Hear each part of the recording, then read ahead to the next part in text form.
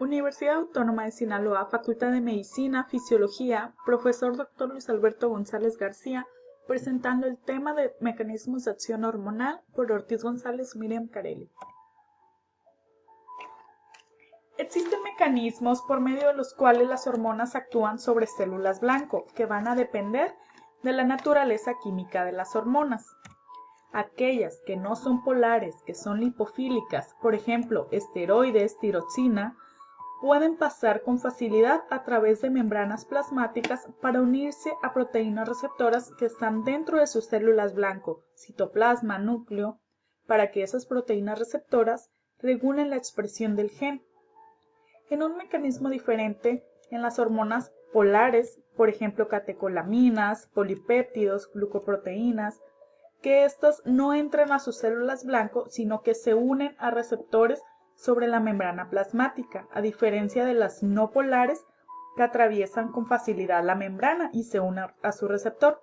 Por lo tanto, estas hormonas polares tienen un efecto mediante sistemas de segundos mensajeros dentro de la célula.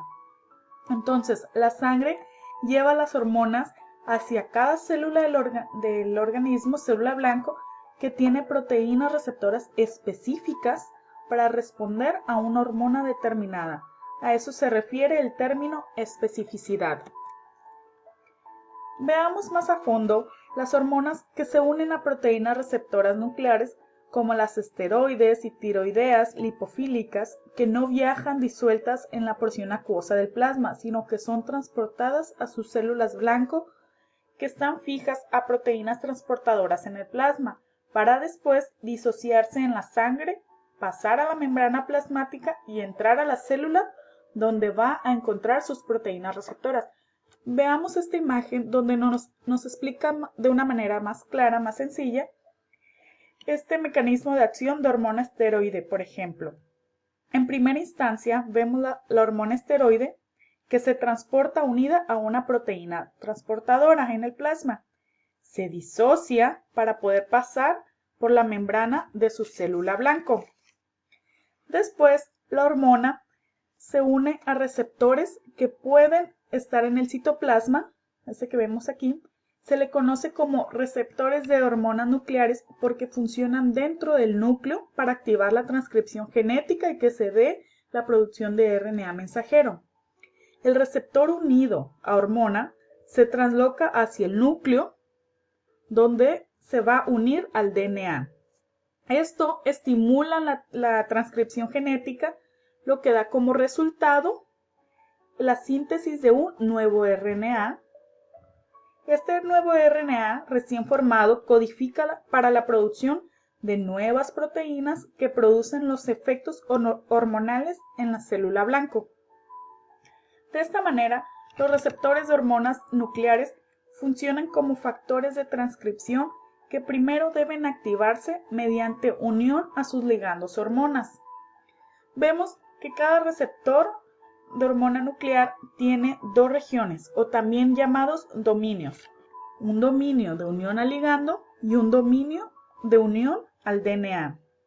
El receptor debe activarse por unión a su ligando hormona antes de unirse a una región de DNA. A eso le llamaremos elemento de respuesta a hormona. Esa región que está junto al gen que se va a transcribir.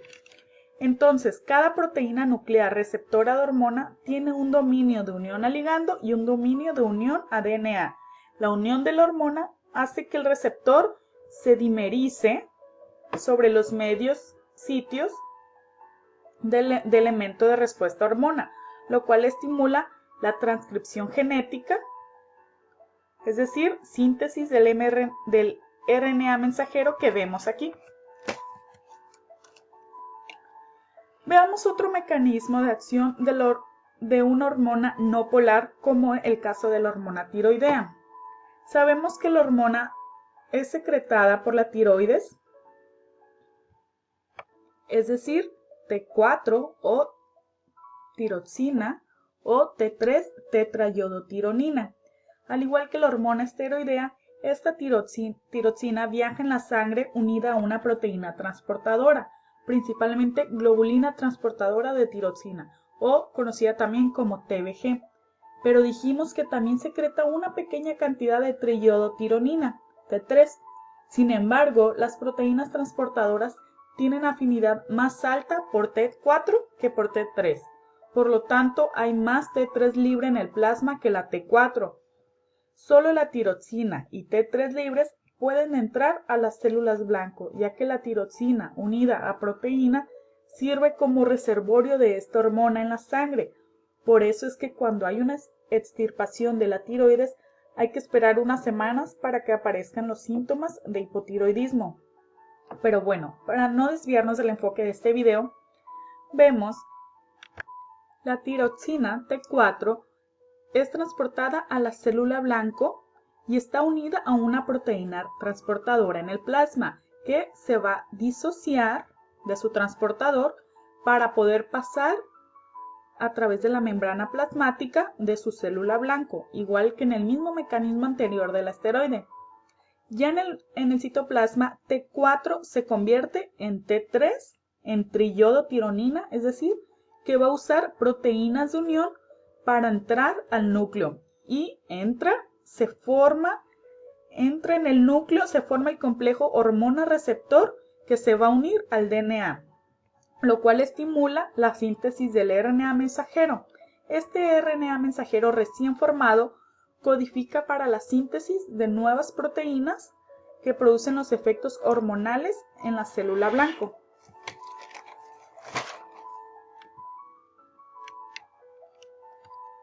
Veamos en esta imagen, por ejemplo, el receptor para triiodotironina T3, cómo la proteína receptora nuclear para T3 forma un dímero con la proteína receptora para ácido 9-cis-retinoico, un derivado de la vitamina A. Esto ocurre cuando se une a su ligando y al elemento de respuesta hormona del DNA.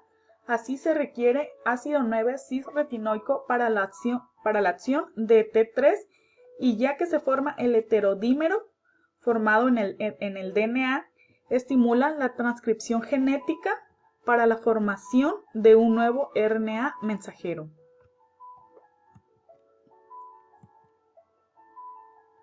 Bueno, vimos dos mecanismos de hormona que no son polares, como la esteroide y tiroxina, pero también se dijo que había hormonas polares o hidrosolubles que necesitaba el efecto de segundos mensajeros porque éstas no entraban a sus células blanco porque se unían a receptores sobre la membrana plasmática, pero que utilizando segundos mensajeros, y se mencionó a las catecolaminas como adrenalina, noradrenalina, también polipéptidos y glucoproteínas.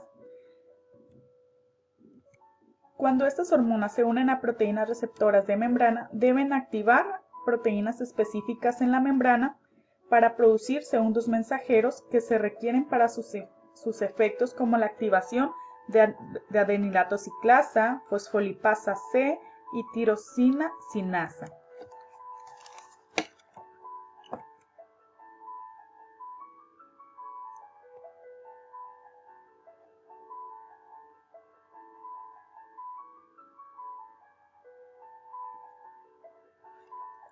Veamos primero el mecanismo del adenilato ciclasa AMP cíclico.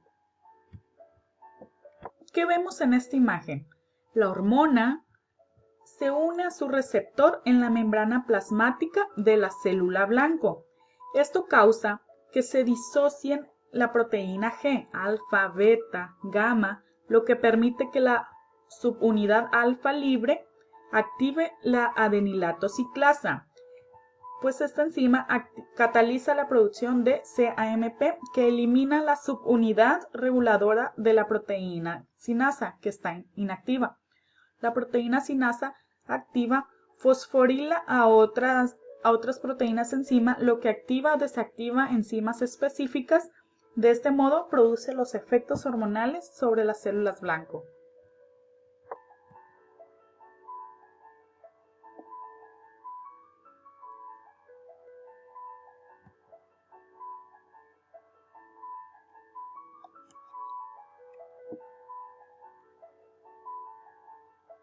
Veamos ahora el sistema de segundo mensajero fosfolipasa C. Este sistema se da mediante el siguiente mecanismo.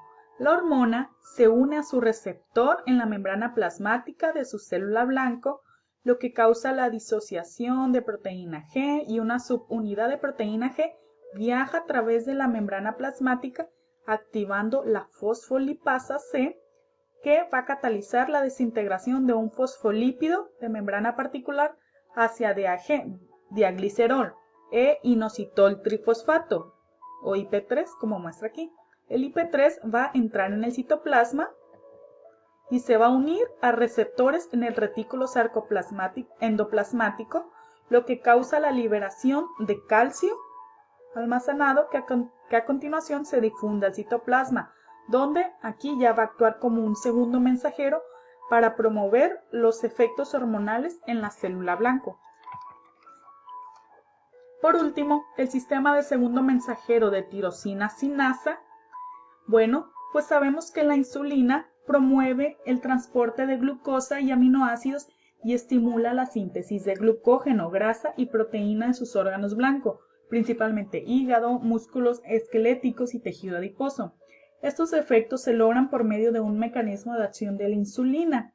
En el caso de la insulina y los factores de crecimiento, la proteína receptora está ubicada en la membrana plasmática y es en sí una enzima conocida como tirosina sinasa.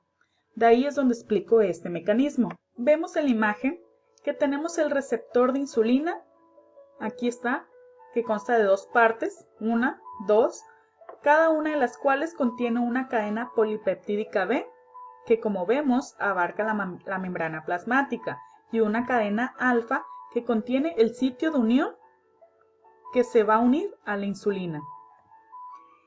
Cuando dos moléculas de insulina se unen al receptor, como vemos aquí, las dos partes del receptor se fosforilan unas a otras. Esto incrementa mucho la actividad de tirosina sinasa del receptor, se activa, y el receptor sinasa, activado luego fosforila diversas moléculas emisoras de señales que producen una cascada de efectos en la célula blanco. Esto facilita la captación de glucosa al hígado y su síntesis hacia el glucógeno, mientras que el glucagón actúa sobre las mismas células para promover efectos opuestos y, por supuesto, hidrolizar. Bueno, esto sería todo por mi parte. Espero que les haya quedado claro. Hasta luego.